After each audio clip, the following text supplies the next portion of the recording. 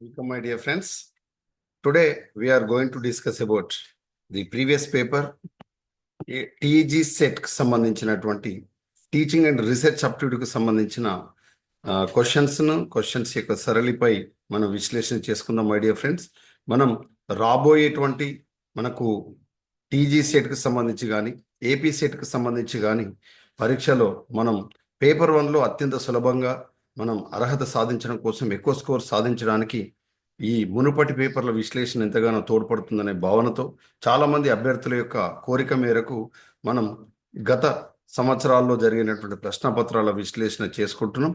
ఇందులో భాగంగా మనం టీచింగ్ అప్టిట్యూడ్కి సంబంధించినటువంటి ఇది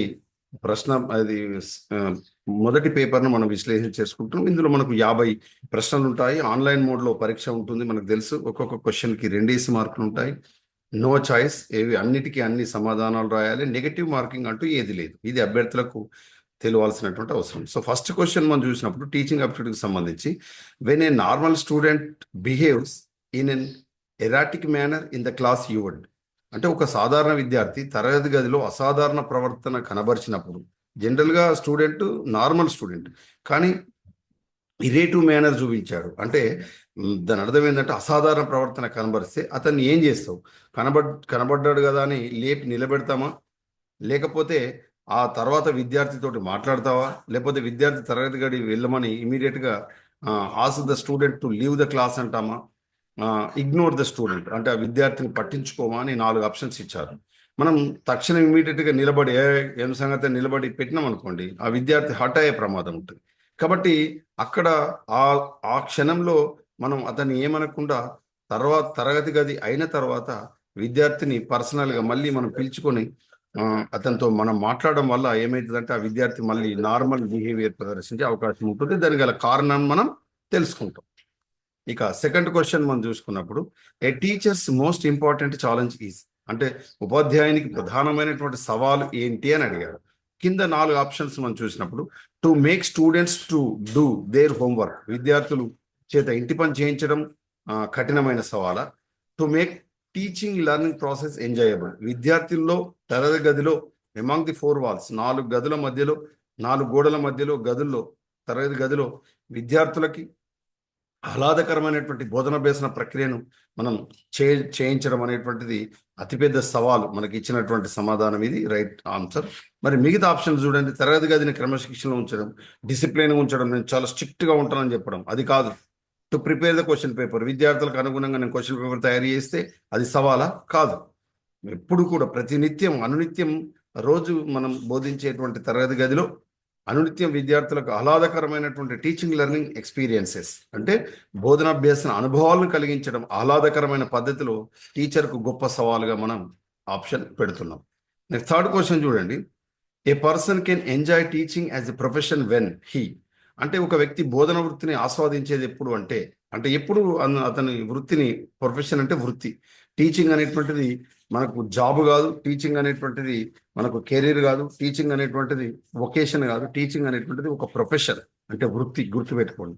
మరి ఒక వ్యక్తి టీచర్గా ఎప్పుడు అతను ఆస్వాదించగలుగుతాడంటే హ్యాస్ కంట్రోల్ ఓవర్ స్టూడెంట్స్, అంటే విద్యార్థులపై నియంత్రణ ఉన్నప్పుడా, commands respects from the students, విద్యార్థుల నుంచి గౌరవాన్ని పొందినప్పుడా, సహోద్యోగుల కన్నా ఎక్కువ విద్యార్హతలు కలిగినప్పుడా, నాకు ఎక్కువ పిహెచ్డి ఉంది, ఎంఫిల్ ఉంది, ఇంకేదో ఉందని గొప్పగా చెప్పుకున్నప్పుడు, అధికారులతో మంచి సాన్నిధ్యం కలిగి ఉన్నప్పుడు, a very close higher to authorities, అంటే హయ్యర్ అథారిటీస్తో మనం చాలా చనువుగా సాన్నిధ్యంతో ఉండడం, అది ఆస్వాదించగలుగుతాడంటే గుర్తుపెట్టుకోండి. నిజమైన ఆస్వాదన ఎప్పుడు ఉంటుందంటే విద్యార్థుల నుంచి గౌరవాన్ని పొందినప్పుడు టీచర్కు నిజమైనటువంటి ఆనందం అనేటువంటిది ఉంటుంది, ఆస్వాదించగలుగుతాడు. నెక్స్ట్ క్వశ్చన్ చూడండి, బోధనాభ్యసన ప్రక్రియలో విద్యార్థుల భాగస్వామ్యాన్ని పెంపొందించే పద్ధతి, maximum participation of students is possible in teaching learning throw, అంటే ఎక్కువగా బోధనాభ్యసన ప్రక్రియలో విద్యార్థుల భాగస్వామ్యాన్ని అది ఇన్వాల్వ్ చేసే ప్రక్రియ ఏది, ఏ బోధన పద్ధతి అని అన్నారు. చర్చా పద్ధతి, ఇది చాలా ఓల్డ్ మెథడ్, ఇది మనకు తెలుసు, డిస్కషన్ మెథడ్. ఈ చర్చ మెథడ్ అనేటువంటిది మనకు ప్రశ్నించే పద్ధతి, చర్చ మెథడ్ అనేటువంటిది మనకు ఏది గ్రీకు తత్వవేత్త అయినటువంటి సోక్రటీస్ కాలం నుంచి వచ్చింది. ఉపన్యాస పద్ధతి మనకు తెలుసు, లెక్చర్ మెథడ్. కొత్త అంశాలు అదేవిధంగా చాలా లెంతీ టాపిక్స్ ఉన్నప్పుడు, అసలు తెలియనటువంటి అంశాలు చెప్పేటప్పుడు ఉపన్యాస పద్ధతి అనేటువంటిది చాలా ఈజీగా ఉంటుంది. దీన్ని పొదుపు పద్ధతి అని కూడా చెప్తారు. టైం సేవింగ్ మెథడ్ అని కూడా చెప్తారు. తక్కువ కాలంలో ఎక్కువ అంశాలు బోధించడానికి లెక్చర్ మెథడ్ అనేటువంటిది ఇప్పుడు నేను మీకు బోధించేది లెక్చర్ మెథడ్ అవుతుంది. నేను ఏదైతే చెప్తున్నానో అది లెక్చర్ మెథడ్. తర్వాత use of audio visual AIDS, మనకు దృశ్య శ్రవణ బోధనోపకరణాల వినియోగం. ఇది మనకు లెక్చర్ మెథడ్ కంటే ఈ టీచింగ్ ఎయిడ్స్ అనేటువంటివి, ఆడియో విజువల్ ఎయిడ్స్ అనేటువంటి ఉపయోగించడం కొద్ది వరకు సమంజసమే. కానీ ఇచ్చిన 4 ఆప్షన్స్ లో ఏది బెటర్ అంటే కృత్యాధార పద్ధతి, యాక్టివిటీ బేస్డ్ మెథడ్. సో ఇది మనకు స్టూడెంట్ సెంటర్ మెథడ్. కాబట్టి స్టూడెంట్ సెంటర్ మెథడ్లో స్టూడెంట్స్ అనేటువంటి వాళ్ళు యాక్టివ్గా ఉంటారు, టీచర్ ప్యాసివ్గా ఉంటాడు. కానీ మిగతా మూడింట్లో టీచర్ యాక్టివ్గా ఉంటాడు, స్టూడెంట్స్ ప్యాసివ్ ఉండే ప్రమాదం ఉంది. అంటే చర్చ పద్ధతిలో కొద్ది వరకు ఉంటారు యాక్టివ్గా, బట్ పూర్తిగా కాదు. దృశ్య శ్రవణ బోధనోపకరణాల వినియోగంలో కూడా ఆ టాపిక్ రిలేటెడ్గా ఉండకపోవడం, లేదా అవి చాలా చిన్నవిగా ఉండడం, లేదా కలర్ఫుల్గా ఉండడం, లేదా ఉండకపోవడం, లైవ్గా ఉండకపోవడం కూడా చాలా ఇంట్రెస్ట్ ఉండకపోవచ్చు. కానీ కృత్యాధార బోధన పద్ధతిలో యాక్టివిటీ బేస్డ్ మెథడ్లో స్టూడెంట్స్ యాక్టివ్గా ఉంటారు, ఇన్వాల్వ్మెంట్ ఉంటుంది. కాబట్టి ఎక్కువ మంది స్టూడెంట్స్ ఇక్కడ ఇన్వాల్వ్ అయ్యడానికి అవకాశం ఉంది. కాబట్టి బోధనాభ్యసన ప్రక్రియలో విద్యార్థుల భాగస్వామ్యాన్ని పెంపొందించే పద్ధతి ఇచ్చిన ఆప్షన్స్లో కృత్యాధార బోధన పద్ధతి, యాక్టివిటీ బేస్డ్ మెథడ్గా మనం చెప్పుకుంటాం. Next, which of the following is not, చూడండి నాట్ అన్నది చూడండి, important aspect of the teacher role in learning. ఉపాధ్యాయునికి సంబంధించినటువంటి పాత్ర ఏదైతే అభ్యసన ప్రక్రియలో లెర్నింగ్ ఆస్పెక్ట్లో మనకు ఉపాధ్యాయుల ప్రధాన పాత్ర లేనటువంటి అంశం ఏది అన్నాడు. చూడండి మొదటి చూడండి, to development of insight into exam pattern and scoring, పరీక్షా పత్రం నమూనా మరియు అధిక మార్కులు సాధించే మార్గం సూచించడం. యాక్చువల్గా ఇది సూచించకూడదు, టీచర్ ఈ విధంగా చెప్పకూడదు, ఎక్కువ స్కోర్ చేయడం అంటే ఇప్పుడు సమాజంలో జరిగేది ఇదే. కానీ ఇలా కాకుండా ఏం చేయాలి చూడండి, అభ్యాసంలో గల ఇబ్బందులు మరియు ప్రమాదాలను అధిగమించే సూచనలు ఇవ్వడం. అంటే ఎక్కడైతే లెర్నింగ్కి సంబంధించినటువంటి బ్యారియర్స్ ఏమేమి ఉన్నాయి, బోధించేటువంటి క్రమంలో విద్యార్థులకి కలిగేటువంటి ఇబ్బందులు ఏమున్నాయి, వాటిని ఎలా అవాయిడ్ చేయాలి, ఎలా ఓవర్కమ్ చేయాలో చెప్పడం, సలహాలు ఇవ్వడం టీచర్ బాధ్యత. తర్వాత the provision of encouragement and moral support, విద్యార్థులను ప్రోత్సహిస్తూ అతని ఎమోషనల్ సపోర్ట్, అదే at the same time moral support విద్యార్థికి ఇవ్వాల్సిన బాధ్యత టీచర్ పైన ఉంటుంది. తర్వాత to provision of diagnose and remedial help, ఏదైతే విద్యార్థికి ఏ స్థాయిలో అతను పూర్వ అనుభవాలు ఉన్నాయో తెలుసుకొని అతను బోధన చేయడం అనేటువంటిది టీచర్ యొక్క కర్తవ్యం. అంతేకాకుండా వెనుకబడినటువంటి విద్యార్థులకు రిమెడియల్ టీచర్, రిమెడియల్ అంటే ఫెయిల్ అయినటువంటి విద్యార్థులకు కానీ, పరీక్షలు తప్పిన విద్యార్థికి కానీ, లేదా పూర్తిగా వెనుకబడినటువంటి విద్యార్థులకి మళ్ళీ బోధించే అంశాన్ని రిమెడియల్ టీచింగ్ అని అంటాం. ఈ విధంగా ఇవన్నీ అందించాలి. ఇవి చేసే బాధ్యత టీచర్ది. కానీ అడిగిన ప్రశ్న ఏంటిది, పోషించని అంశం అన్నాడు. అంటే not important aspect of teacher role in learning, అంటే అభ్యసన ప్రక్రియలో టీచర్ రోల్ కానిది ఇది కాదు. ప్రశ్నపత్రం నేను తయారు చేసినా మీరు ఎక్కువ మార్కులు స్కోర్ చేయాలి అని టీచర్ ఈ విధంగా చెప్పకూడదు. మిగతా అంశాలన్నీ కూడా టీచర్ చెప్పాలి. ఇక next question, what do you consider as the main aim of inter disciplinary research. చూడండి ఇక్కడ వరకు 5 ప్రశ్నలు అయ్యాయి. మొదటి 5 ప్రశ్నలు మీరు గమనిస్తే 1 నుంచి 5 ప్రశ్నలు టీచింగ్ ఆప్టిట్యూడ్కు సంబంధించినవి. ఏ ఆప్టిట్యూడ్ అండి? టీచింగ్ ఆప్టిట్యూడ్కు సంబంధించినటువంటి ప్రశ్నలు. ఇక 6వ ప్రశ్న నుంచి 10వ ప్రశ్న వరకు రీసెర్చ్ ఆప్టిట్యూడ్కు సంబంధించిన ప్రశ్నలు చూస్తాం. ఏ ఆప్టిట్యూడ్ అండి? రీసెర్చ్ ఆప్టిట్యూడ్, పరిశోధన అభిరుచికి సంబంధించిన ప్రశ్నలు మనం చూస్తాం. ఆ రోజు చూడండి, what do you consider as the main aim of inter disciplinary research, ఏదైతే పరస్పర ఆధారిత పరిశోధన యొక్క ముఖ్య ఉద్దేశం. ఇంటర్ డిసిప్లినరీ అంటే కేవలం ఒకే సబ్జెక్ట్ పై కాకుండా అన్ని సబ్జెక్టుల సమ్మిళితంగా ఉండేటువంటి పరిశోధన అనమాట. దాని యొక్క మెయిన్ ఎయిమ్ ఏంటిది, మరి ఉద్దేశం ఏంటిది అంటే to bring out holistic approach to research, పరిశోధనలో సమగ్ర ధోరణి పెంపొందించడం. ఈ మొదటిదే దీనికి సరైన సమాధానంగా మనం చెప్పుకుంటాం. మరి మిగతా 3 ఏంటివో చూద్దాం. మిగతా 3 ఎందుకు కాదో చూద్దాం. To reduce the emphasis in single subject in research domain, పరిశోధనకు సంబంధించి ఒకే శాఖకు చెందిన అంశాలను పరిమితం చేయడం. ఒకే శాఖ ఉంటే అది ఇంటర్ డిసిప్లినరీ అనరు. పరిశోధన సమస్యను సరళం చేయడం. To over simplify the problem of research, పరిశోధనకు సంబంధించినటువంటి సమస్యను మనకు సరళం చేయడం అనేటువంటిది ఇంటర్ డిసిప్లినరీ యొక్క ఉద్దేశం కాదు. తర్వాత పరిశోధన పద్ధతులను నూతన వరవడు సృష్టించడం. To create a new trend in research methodology, research మెథడాలజీలో న్యూ ట్రెండ్ను ఒరవర్చడానికి ఇంటర్ డిసిప్లినరీ అనేటువంటిది అవసరమే. కానీ దీనికంటే కూడా సరైన సమాధానం ఏం చెప్పుకుంటామంటే సమగ్ర ధోరణి పెంపొందించడం, to bring out holistic approach to research. ఇది దీనికి సరైన సమాధానంగా మనం చెప్పుకుంటాం. నెక్స్ట్ 7th క్వశ్చన్ చూడండి. Field work in research involved in, క్షేత్రస్థాయి పని ఇమిడి ఉన్న పరిశోధన రకం ఏంటిది? అంటే ఏదైతే మనకు డైరెక్ట్గా ప్రత్యక్ష అనుభవాలను పెంపొందిస్తూ, ఏదైతే ఫీల్డ్ మీద అంటే మనకి ఏదైతే సమస్య ఎక్కడ ఉందో లేదా ఎక్కడైతే రీసెర్చ్ చేయాలో అక్కడికే వెళ్ళి చేయడం అనమాట. ఫర్ ఎగ్జాంపుల్ ఇక్కడ చూడండి, ఇమిడి ఉన్న పరిశోధన రకం మీ కింది వాటి లేదు. ఎంపరికల్ రీసెర్చ్ అంటే అనుభవ ద్వారా అనుభవిక పరిశోధన. ఇది ఎంపరికల్ రీసెర్చ్ అనేటువంటిది క్షేత్రస్థాయి పని అనేటువంటిది ఇందులో ఉండదు. తర్వాత హిస్టారికల్ రీసెర్చ్, చారిత్రకపరమైనటువంటి పరిశోధన. హిస్టారికల్ రీసెర్చ్లో క్షేత్రస్థాయి పని అనేటువంటిది ఇమిడి ఉండదు. అయితే ఒక్కొక్కసారి హిస్టారికల్ సంబంధించినటువంటి సర్వే చేసే క్రమంలో అక్కడికి వెళ్ళి దగ్గరికి వెళ్ళి ఏది చేసేటువంటి క్రమంలో అంటే నేర్చుకునేటువంటి క్రమంలో ఈ ఏది ప్రత్యేకించి ఆ కాలగమనాన్ని తెలుసుకునేటువంటి క్రమంలో అక్కడ వేయించిన శాసనాలు చూసే క్రమంలో ఇక్కడ క్షేత్రస్థాయి పని అనేటువంటిది ఇమిడి ఉంటుంది. తర్వాత ప్రయోగాత్మకం 100% మనకు క్షేత్రస్థాయి పని అనేటువంటిది అవసరమైంది ఏంటిదంటే ప్రయోగాత్మకమైనటువంటి పరిశోధన.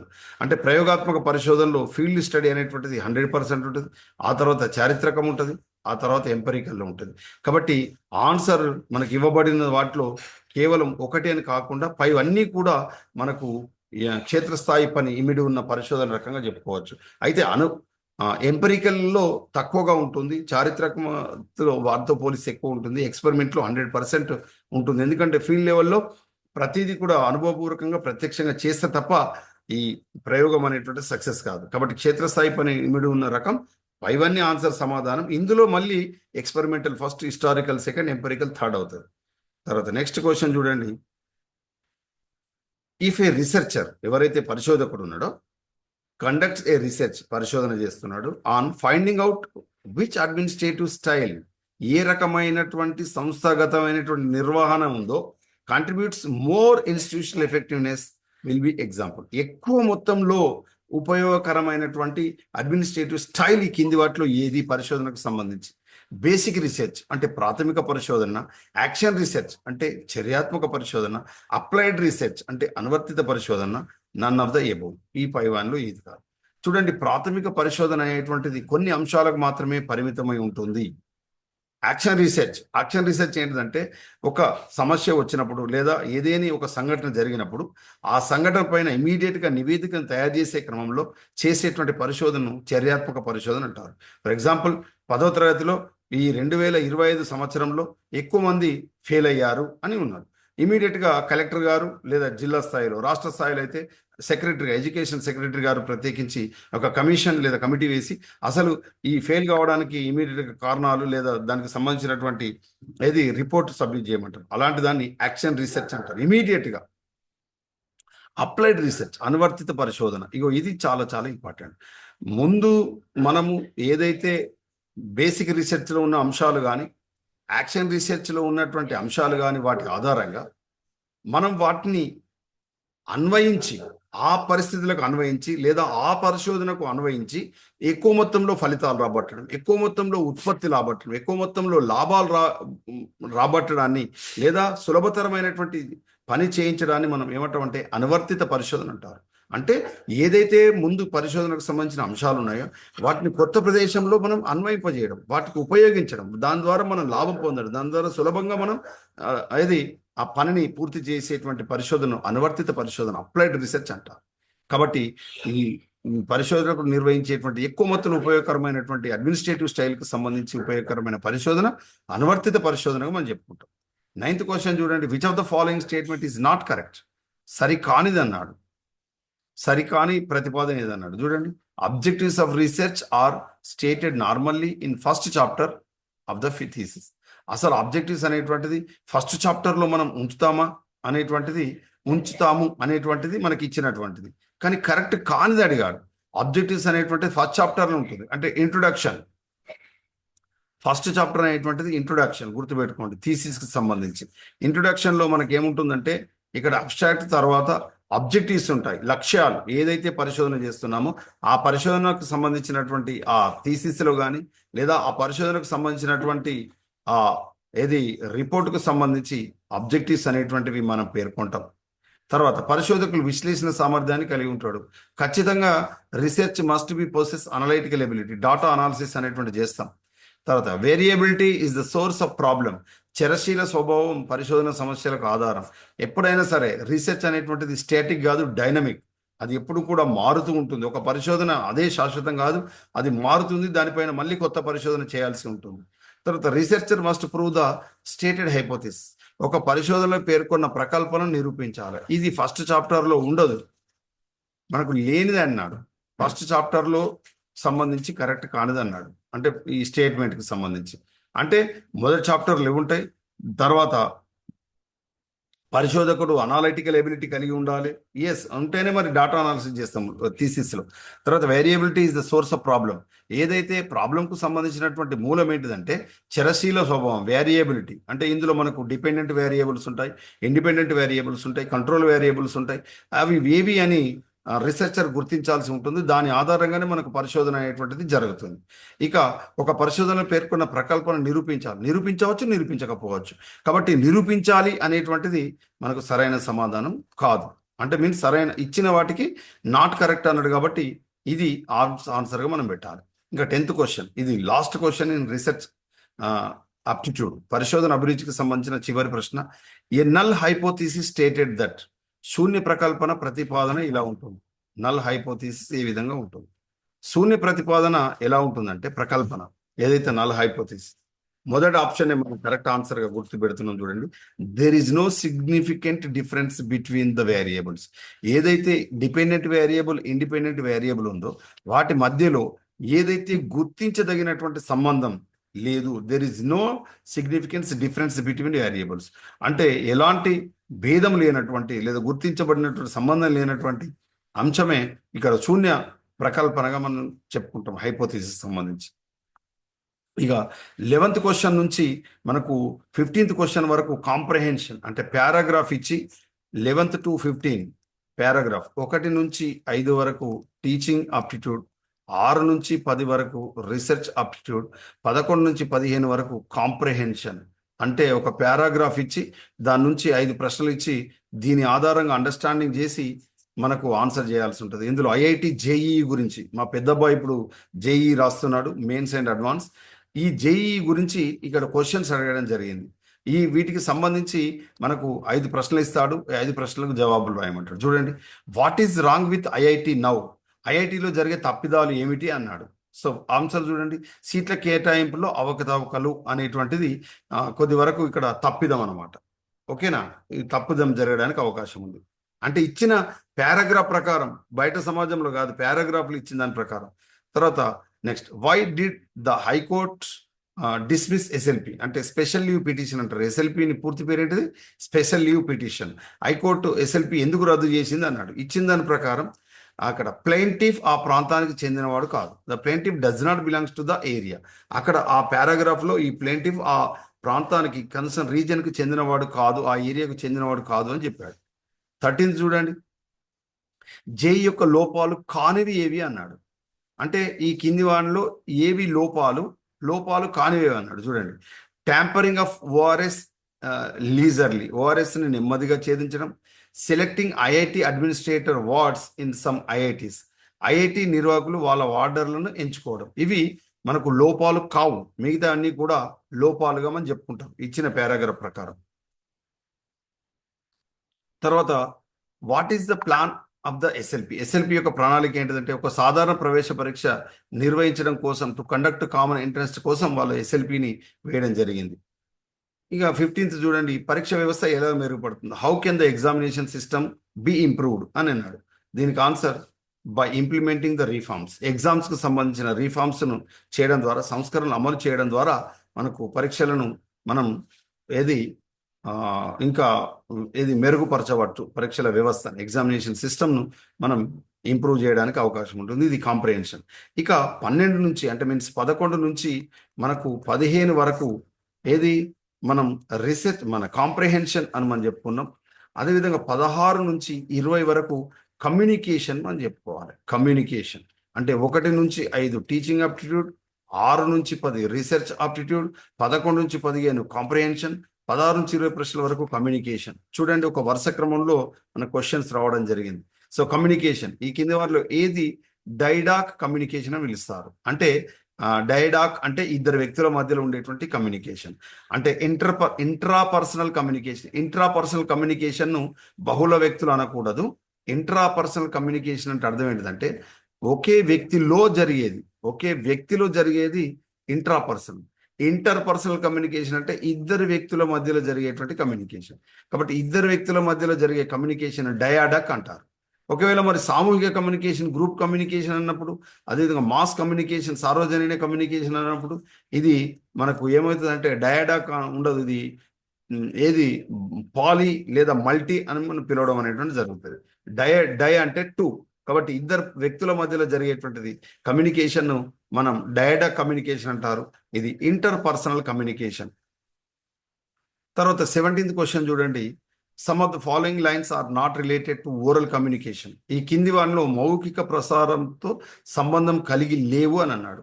మౌఖిక ప్రసారంతో సంబంధం లేనివి ఏంటంటే it is spontaneous and natural. ఇది సహజ సిద్ధమైంది మరియు సహజమైంది. ఇది మౌఖిక సమాచారమే. ఇది సహజమైంది కాదు అంటుండు, ఇది తప్పు. అంటే మీన్స్ కానిది అన్నాడు కాబట్టి ఇది ఆన్సర్. అదేవిధంగా it is easy for other to understand. ఇది ఇతరులను అర్థం చేసుకోవడం సులభం. ఎస్, మౌఖిక మనం నేను మాట్లాడితే మీరు అర్థం చేసుకుంటున్నారు కదా, కాబట్టి చేసుకోవడం సులభం. కానీ ఇక్కడ సంబంధం లేనిది అన్నాడు. చూడు, ఇది కొంతవరకు అర్థం చేసుకోవడం కష్టం.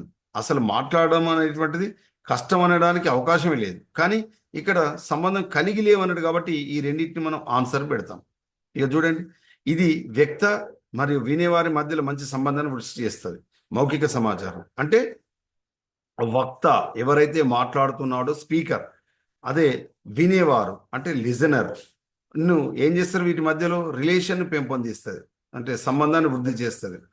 తర్వాత పదాల ఎంపిక అనేది ప్రధానమైన వాటిలో ఒకటి. మీరు వినడానికి అర్థమైన పదాలను మాత్రమే మాట్లాడితే మీకు అర్థమవుతుంది. కాబట్టి పదాల ఎంపిక చాలా ఇంపార్టెంట్. ఇది పదరహిత సమాచారం ప్రసార పదాన్ని బలపరుస్తుంది. It is supported by non verbal communication. నేను ఇలా చేతుల యొక్క కదలికలు చేస్తున్నాను.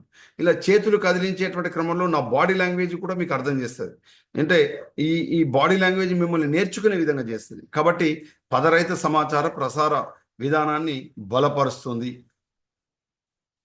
తర్వాత ఇది పదరహిత సమాచారానికి సంబంధం కాదు అన్నాడు. అంటే పదరహిత సమాధానానికి ఇది సంబంధం కాదు అని ఉండదు, సంబంధం ఉంటుంది. కాబట్టి మనకు ఈ సంబంధం లేనివి కనుగొనని అన్నారు కాబట్టి సహజమైంది కాదనేది, అదేవిధంగా అర్థం చేసుకోవడం కష్టం అనేటువంటిది, సహసంబంధం కాదు అనేది ఈ ఇచ్చినటువంటి ప్రశ్నకు సరైన సమాధానం అని చెప్తాం. కన్ఫ్యూజన్గా ఉంది చూడండి. యాక్చువల్గా కమ్యూనికేషన్లో ఇద్దరు వ్యక్తుల మధ్యలో చూడండి, ఒకడు సెండర్ ఉంటాడు, ఇంకోడు ఎన్కోడర్ ఉంటాడు. అంటే ఇక్కడ దాని అర్థం సమాచారాన్ని పంపించేవాడు, సమాచారాన్ని గ్రహించేవాడు. అంటే ఇతడు సెండర్, ఇతడు ఎన్కోడర్. అదేవిధంగా అంటే మీన్స్ రిసీవర్, గ్రహీత. ఈ సెండర్ను ఏం చేస్తామంటే ఎన్కోడర్ అంటారు, రిసీవర్ను డీకోడర్ అంటారు. ఇక్కడ డి పెట్టాలి, ఈ కాదు డి పెట్టాలి. డీకోడింగ్ అంటారు. డీకోడింగ్. ఇదేమో సెండింగ్ను ఏమంటారు అంటే ఎన్కోడింగ్ అంటారు సమాచార ప్రక్రియలో. ఇది సెండర్ పంపించడానికి మనకు ఏం కావాలంటే ఒక మాధ్యమం కావాలి, ఛానల్ కావాలి, మాధ్యమం. దీనికి మీడియా అనేటువంటిది మాధ్యమం. ఈ ఛానల్లో మనం ఉపయోగించేటువంటి లాంగ్వేజ్ ఉంటుంది, భాష మాధ్యమం, లాంగ్వేజ్ ఉంటుంది. అయితే సెండర్ పంపిస్తే రిసీవర్ తీసుకొని ఏం చేస్తారు? డీకోడ్ చేస్తారు. సెండింగ్ చేసే వ్యక్తిని ఏమంటారు? ఎన్కోడర్ అంటారు. Encoder, decoder. అప్పుడు ఇక్కడ నుంచి సమాచారం వెళ్ళింది, ఇక్కడ రిసీవర్ డీకోడ్ చేశాడు. మళ్ళీ రిసీవర్ ఏం చేస్తాడు? సమాచారాన్ని మళ్ళీ ఇటు రెస్పాండ్ అవుతారు. మన ఫోన్లో మాట్లాడినప్పుడు మళ్ళీ రివర్స్లో మాట్లాడతాడు. అప్పుడు రిసీవర్ ఏమవుతాడు? సెండర్ అవుతాడు. సెండర్ ఏమవుతాడు? ఇప్పుడు రిసీవర్ అవుతాడు. ఇప్పుడు సెండింగ్ చేసే వ్యక్తిని ఏమంటారు? ఎన్కోడర్ అంటారు. ఎన్కోడింగ్ చేస్తాడు. డీకోడింగ్ చేసిన వ్యక్తి ఏం చేస్తాడు? ఎన్కోడింగ్ చేస్తాడు. అదేవిధంగా ఇక్కడ సెండర్ రిసీవర్ అయ్యాడు కాబట్టి రిసీవర్ని మనం ఏమంటాం? డీకోడర్ అంటాం. ఇది ఒక కంప్లీట్ ఒక ఏది సైకిల్, 2 వే కమ్యూనికేషన్. ఇది చూడండి, ఇక్కడ నుంచి ఇటు వచ్చింది, మళ్ళీ ఇక్కడ నుంచి ఇటు వెళ్ళింది. కాబట్టి దీన్ని మనం కమ్యూనికేషన్ సైకిల్ అంటాం. Communication cycle. ఈ కమ్యూనికేషన్ సైకిల్లో అంటే సమాచార చక్రంలో మనకు సెండర్ రిసీవర్ మధ్యలో ఎన్కోడింగ్ డీకోడింగ్ జరుగుతుంది. మీడియం లేదా మాధ్యమం ఉండి లాంగ్వేజ్ అనేటువంటిది ఉపయోగించడం జరుగుతుంది. అంతేకాకుండా అప్పుడు ఇది 1 వే ప్రక్రియలో కాకుండా సెండర్ మళ్ళీ డీకోడర్ నుంచి అంటే రిసీవర్ నుంచి మళ్ళీ సమాచారాన్ని పొందుతాడు. కాబట్టి ఇది 2 వే ప్రాసెస్ అని మేము చెప్పుకుంటాం. 2 వే ప్రక్రియ. ఇది డైరెక్ట్ కమ్యూనికేషన్ అంటారు ఇద్దరు వ్యక్తుల మధ్యలో. అర్థమైందా? రైట్. నెక్స్ట్ జతపరచడం చెప్పాడు. సమాచార ప్రసారానికి సంబంధించి భౌతిక అడ్డంకులు, వివిధ రకాల బ్యారియర్స్ ఉంటాయి. ఫిజికల్ బ్యారియర్స్ అన్నారు, భౌతికపరమైన అడ్డంకులు అన్నారు. భౌతికపరమైన అడ్డంకులు తరగతి గదికి సంబంధించినటువంటి తరగతిలో ఫ్యాన్ లేవు, టెంపరేచర్ ఉంది, ఉక్కబోస్తుంది, సఫకేషన్ అవుతుంది, అది ఫిజికల్ బ్యారియర్ అవుతుంది. సైకలాజికల్ బ్యారియర్స్, ఆత్మచిత్రణం, సెల్ఫ్ ఇమేజ్, నాకు అసలు రాదు, నాకు సరిగా అర్థమవుతుంది అనిపిస్తలేదు, ఇదంతా కూడా ఏమవుతుంది? సెల్ఫ్ ఇమేజ్, ఆత్మచిత్రణ అంటారు. ఇప్పుడు నేను చెప్తున్నప్పుడు కొద్దిమంది విని ఏం చేస్తారంటే దీన్ని కట్ చేస్తారు యూట్యూబ్. ఏం వింటాం తీయని. కొద్దిమంది మాత్రమే నమ్మకంగా పక్కాగా ఒక పెన్ను పేపర్ తీసుకొని పక్కాగా రాసుకుంటూ ఉంటారు, వాళ్ళు విజయం సాధిస్తారు. దీన్ని ఆత్మచిత్రణ అంటారు. తర్వాత లింగ్విస్టిక్ అండ్ కల్చరల్ బ్యారియర్స్, ఈ భాషాపరమైన మరి సాంస్కృతికపరమైన ఆటంకాలు అనేటువంటివి ఈ సెమాంటిక్ దీని కింద వస్తుంది. దీన్ని పద పరిణామం అంటుంది, సెమాంటిక్. ఓకేనా? ఇక మెకానికల్ బ్యారియర్స్. మెకానికల్ బ్యారియర్స్ టెక్నాలజీకి సంబంధించి మెకానికల్ బ్యారియర్స్ అని మనం పిలుస్తాం. నేను మాట్లాడే క్రమంలో పవర్ పోయింది, ఇంటర్నెట్ లేదు, మీకు అందుతుందా? అందదు అట్లా. కాబట్టి వాటిని మెకానికల్ అడ్డంకులు అంటారు, బ్యారియర్స్. టెక్నాలజికల్ బ్యారియర్స్ మెకానికల్ అడ్డంకులుగా పిలుస్తారు.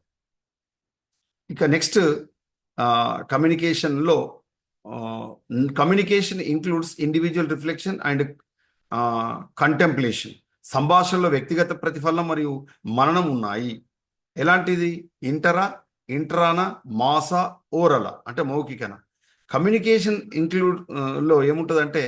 పరస్పరం ఉంటుంది, అంతర్గతం ఉండదు, పరస్పరం ఉంటుంది. పరస్పరను ఇంగ్లీష్లో మనకు ఏమంటారు అంటే ఇంటర్ అనాలి. అంతర్గత. Communication includes individual reflection and contemplation అన్నప్పుడు అంతర్గత అనాలి, పరస్పరం అనకూడదు. పరస్పరం అంటే ఇద్దరు వ్యక్తులు అవుతారు. ఇంట్రా అంటే దాని అర్థం అంతర్గత.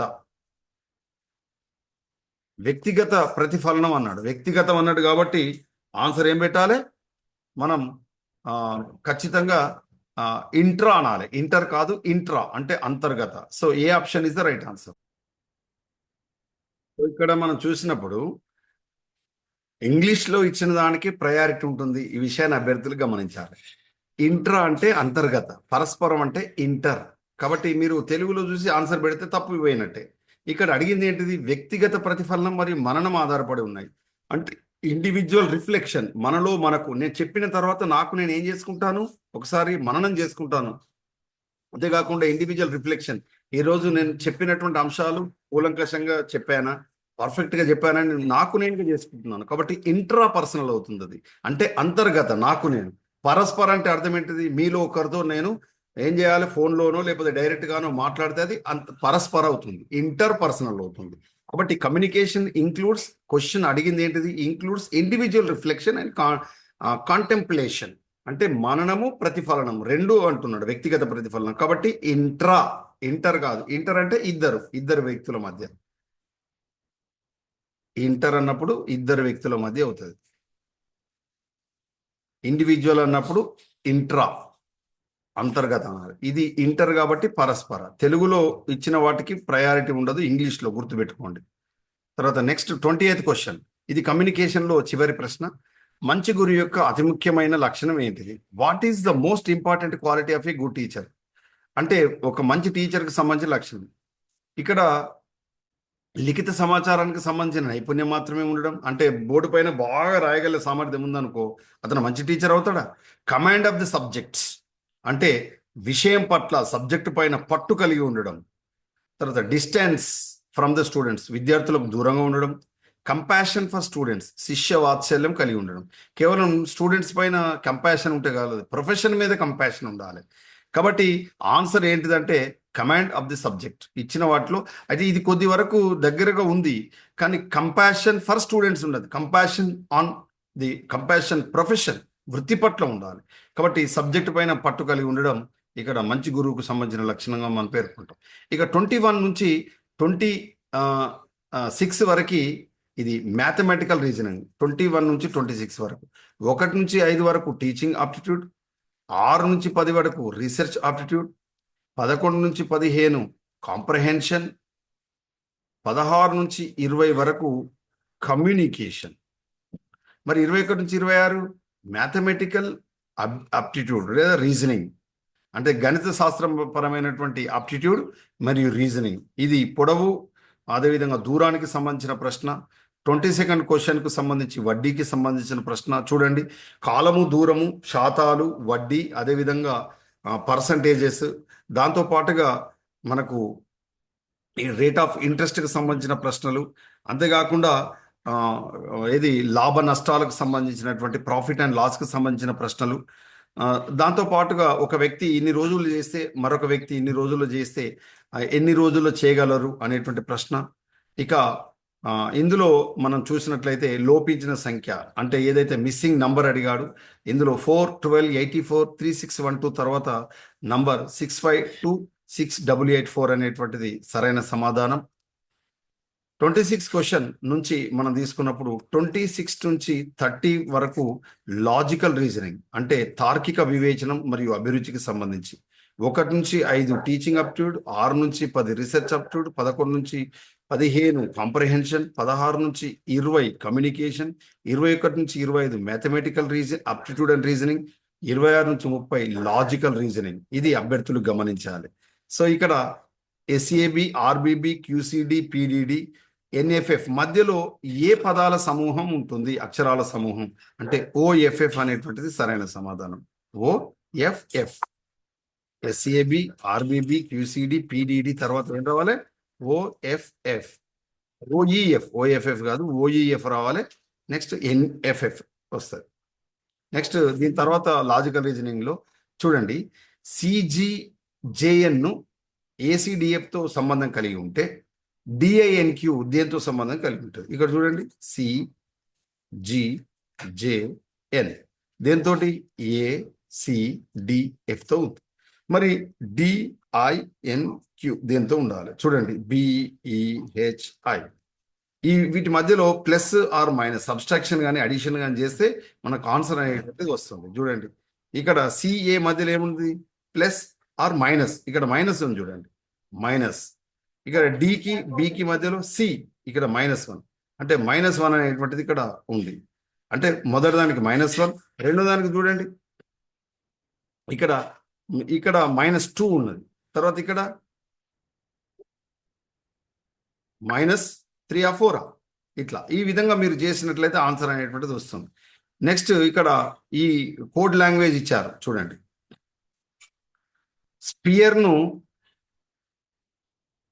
దేంతో కోడ్ చేశారట? ఈఆర్ఈహెచ్పిఎస్తో కోడ్ చేస్తే ఎగ్జిబిషన్ దేంతో కోడ్ చేయాలి? ఎగ్జిబిషన్ దేంతో కోడ్ చేయాలని అడిగాడు. దీనికి సరైన సమాధానం ఏంటంటే ఇక్కడ NOITIBIXHXEతో మనం కోడ్ చేయడం అనేటువంటిది జరుగుతుంది. తర్వాత ఇక్కడ ఏమిచ్చారంటే ఇది బ్లడ్ రిలేషన్కి సంబంధించినటువంటిది. ఈ బ్లడ్ రిలేషన్ను x + y means x is the son of y, x - y means x is the daughter of y, x × y means x is the father of y, x divided by y means x is the mother of y. If a into b by c minus d by e, then a is related to e. Is x plus అని అన్నాడు. అంటే ఇప్పుడు అర్థం ఏంటిది? దీనికి మనకు BODMAS అనేటువంటి సూత్రం తెలిస్తే మనకు ఆన్సర్ అనేటువంటిది చేస్తాం. సో సరైన సమాధానం బ్రదర్ ఇన్ లా అవుతుంది. నెక్స్ట్ ఇక్కడ ఒక తరగతి గదిలోని విద్యార్థులు 55 మంది క్రికెట్ ఆడతారు, 65 మంది ఫుట్బాల్ ఆడతారు, 20 మంది 2 ఆటలు ఆడితే కనీసం ఒక ఆట ఆడే విద్యార్థులు ఎందరు? అంటే ఆన్సర్ 100. నెక్స్ట్ ఇక్కడ క్వశ్చన్ మనం గమనించినప్పుడు ఇక్కడ దీని తర్వాత మనకు ఉన్నటువంటి క్వశ్చన్ మనం తీసుకున్నప్పుడు ఇక్కడ 31 నుంచి 35 వరకు డాటా ఇంటర్ప్రిటేషన్. 31 నుంచి 35 వరకు డాటా ఇంటర్ప్రిటేషన్ ఇస్తారు. ఇది ప్రతి పేపర్లో మనకి ఇవ్వడం జరుగుతుంది. 1 నుంచి 5 టీచింగ్ అప్టిట్యూడ్, 6 నుంచి 10 రీసెర్చ్ అప్టిట్యూడ్, 11 నుంచి 15 కాంప్రిహెన్షన్, 16 నుంచి 20 కమ్యూనికేషన్, 21 నుంచి 25 మ్యాథమెటికల్ అప్టిట్యూడ్ అండ్ రీజనింగ్, 26 నుంచి 30 లాజికల్ రీజనింగ్, 31 నుంచి 35 మనకు డాటా ఇంటర్ప్రిటేషన్ ఇస్తారు. అంటే ఇక్కడ ఒక వ్యవస్థ కానీ, ఒక సంస్థ కానీ, లేదా ఒక పాఠశాల కానీ కొన్ని సంవత్సరాల్లో సాధించిన ఫలితాలను గ్రాఫ్ రూపంలో కానీ, బార్ గ్రాఫ్ రూపంలో కానీ, పై గ్రాఫ్ రూపంలో కానీ, లేదా పట్టిక రూపంలో కానీ ఇచ్చి మనకు ఆన్సర్ చేయమనేటువంటిది ఈ డాటా ఇంటర్ప్రిటేషన్ చాలా ఈజీగా మీరు చేయగలుగుతారు కొద్దిగా దృష్టి సారిస్తే. తర్వాత 36 నుంచి మొదలుకుంటే 36 నుంచి 40 వరకు మనకు ఐసిటి అంటే ఇన్ఫర్మేషన్ అండ్ కమ్యూనికేషన్ టెక్నాలజీ. అంటే 36 నుంచి 40 ప్రశ్న వరకు మనకు ఉండేటువంటి ఇన్ఫర్మేషన్ కమ్యూనికేషన్ టెక్నాలజీకి సంబంధించిన ప్రశ్న. ఎంఐసిఆర్ స్టాండ్స్ ఫర్ ఎంఐసిఆర్ అంటే మ్యాగ్నెటిక్ ఇంక్ క్యారెక్టర్ రీడర్ అంటే అబ్రివేషన్ ఇవ్వడం జరిగింది. ఇక్కడ అబ్రివేషన్లో ల్యాన్ అబ్రివేషన్ ఇస్తాడు, లోకల్ ఏరియా నెట్వర్క్. అదేవిధంగా వ్యాన్ వైడ్ ఏరియా నెట్వర్క్, అదేవిధంగా మ్యాన్ మెట్రోపాలిటన్ ఏరియా నెట్వర్క్. తర్వాత ఇక్కడ ఈ రోమ్ ఒక abbreviation read only memory, RAM అంటే ర్యాండమ్ యాక్సెస్ మెమరీ, ఎఫ్టిపి అంటే file transfer protocol, HTTP hyper text transfer protocol, HTML అంటే హైపర్ టెక్స్ట్ మార్కప్ లాంగ్వేజ్. ఇట్లా మనకు అబ్రివేషన్స్ ఇవ్వడం అనేటువంటిది జరుగుతుంది కంప్యూటర్కి సంబంధించి. తర్వాత what is embedded system? Embedded వ్యవస్థ అంటే అర్థం ఏంటంటే, ఎంబెడెడ్ వ్యవస్థ అంటే ఏంటిదంటే ఒక యంత్రాన్ని నిరోధించే కంప్యూటర్ మరియు software. A computer and software system that control the machine, దీన్ని ఎంబెడెడ్ సిస్టమ్ అంటారు. నెక్స్ట్ 38 క్వశ్చన్ చూడండి. Dash are used to identify a user who returns to a website. ఒక వెబ్సైట్ కు తిరిగి వచ్చే యూజర్ ని గుర్తుపట్టడానికి వాడేదాన్ని ఏమంటారు అంటే కుకీస్ అంటారు. ఏమంటారు? కుకీస్. నెక్స్ట్ 39 క్వశ్చన్ చూడండి. ఈమెయిల్లో వాడే ప్రోటోకాల్ చూడండి. ఎఫ్టిపి అంటే ఫైల్ ట్రాన్స్ఫర్ ప్రోటోకాల్. తర్వాత ఐడిఎఫ్పిఓపి ఈమెయిల్లో వాడే ప్రోటోకాల్ ఏంటిదంటే పాప్ ప్రోటోకాల్ వాడతారు. నెక్స్ట్ 48 క్వశ్చన్ చూడండి. As a part of government business G2B initiative the government of India has started the following portal.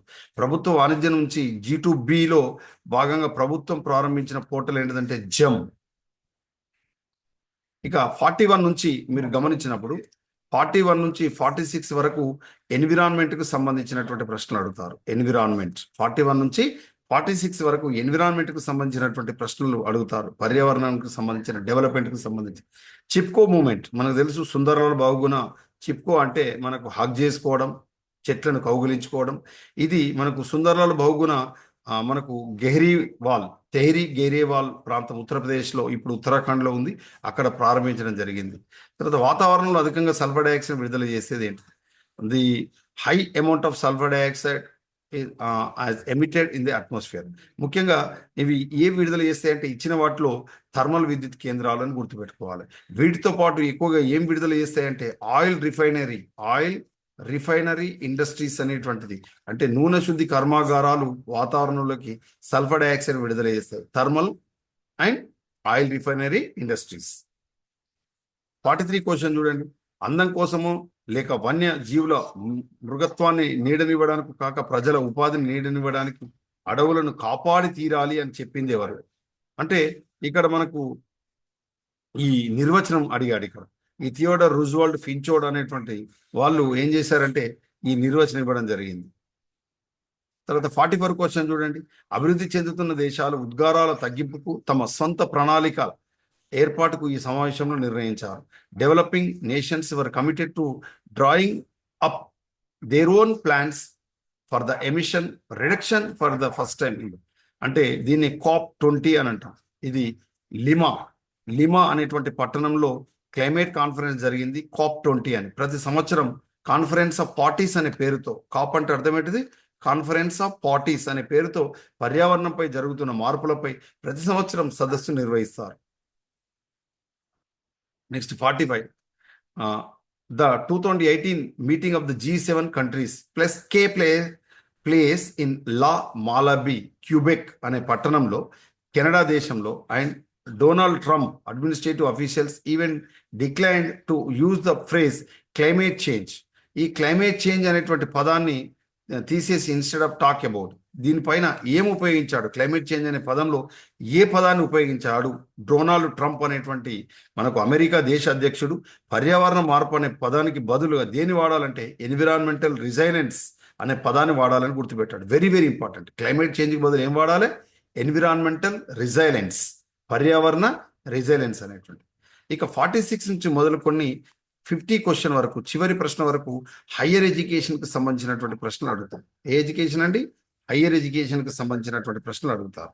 ఇందులో today's education system in higher education level, నేటి విద్యా విధానం ఉన్న స్థాయిలో ఏ విధంగా ఉంది అంటే సమాజంలోని అన్ని వర్గాల వారికి ఒకే రకమైన విద్యను అందిస్తుంది. Imparts same education to all strata of society. 47 చూడండి, ఉన్నత విద్యా సంస్థల స్వీయ పాలన స్వేచ్ఛలో ఇది అంతర్భాగం కాదు. Autonomy in higher education does not include freedom for the institution. కానిది ఏంటంటే పాలసీ మేకింగ్.